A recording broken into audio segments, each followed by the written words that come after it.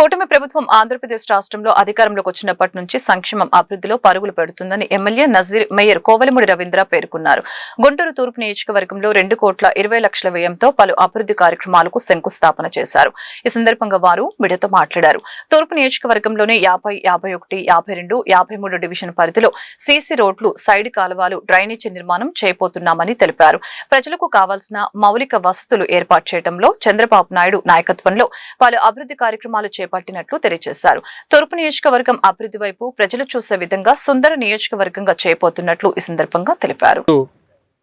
గుంటూరు నగరంలోని 50, 51, 53, 55 డివిజన్ సంబంధించినటువంటి పలు అభివృద్ధి కార్యక్రమాలు, ముఖ్యంగా మన డొంక రోడ్డు ఆర్ట్స్ సెంటర్ నుంచి సంజీవ్ నగర్ వరకు 1,20,00,000 రూపాయలతో సీసీ రోడ్డుని ఏర్పాటు చేసేటువంటి కార్యక్రమం. అంతేకాకుండా శ్రీనగర్ 7వ లైన్లో అనేక అలాంటి అభివృద్ధి కార్యక్రమాలు ఎన్నికలు 2.5 కోట్ల రూపాయలతో ఈరోజు శంకుస్థాపన చేసుకోవడం జరిగింది.